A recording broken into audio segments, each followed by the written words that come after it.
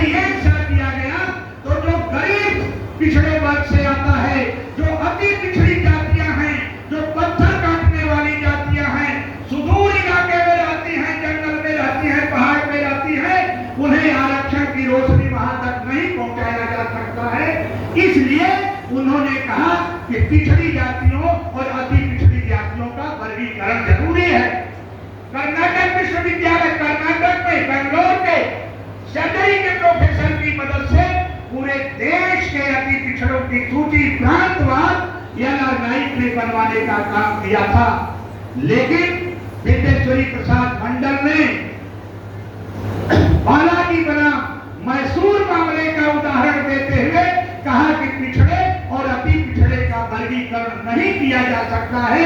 वहीं पे विंदेश्वरी प्रसाद मंडल जी ने यह नहीं देखा कि बालाजी बनाम मैसूर राज्य का फैसला आने के बाद उसी कर्नाटक में दोबारा कमीशन बैठा के पिछड़ी जातियों और अति पिछड़ों जातियों का आरक्षण दिया गया। बलराम के मामले में सुप्रीम कोर्ट ने पिछड़ी और अति पिछड़ी जातियों के वर्गीकरण को सुप्रीम कोर्ट ने सही माना था।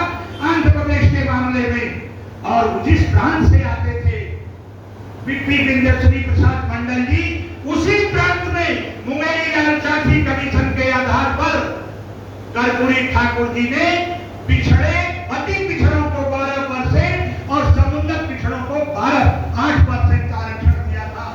विंदेश्वरी प्रसाद मंडल जी को अपने बिहार के आरक्षण का फार्मूला नजर नहीं आया।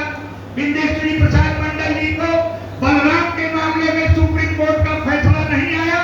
तो एक सवाल आज खड़ा हो सकता है प्रिंसिपल साहब कि जब मंडल कमीशन में इतनी खामियां थी, फिर राजा साहब ने 1990 के अगस्त महीने में बीपी मंडल की कमीशन की रिपोर्ट लागू क्यों कर दिया?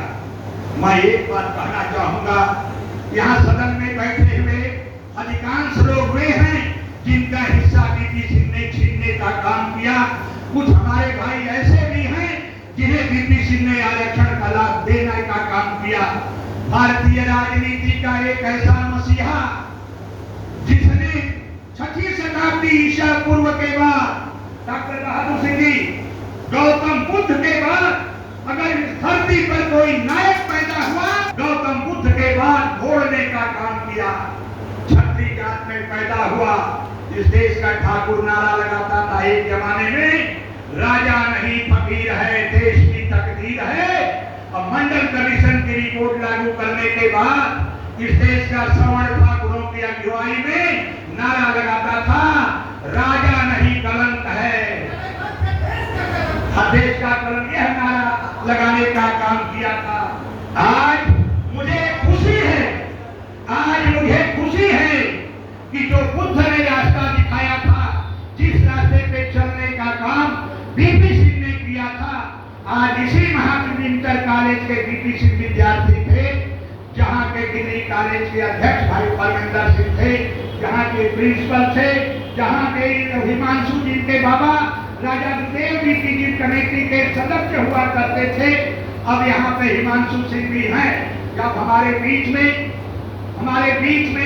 आ गए गरीबों मसीहों के नेता, 1 मिनट आके आप परिचय कराइए भाई कुशवाहा जी का, 2 मिनट हम पहले कर लीजिए।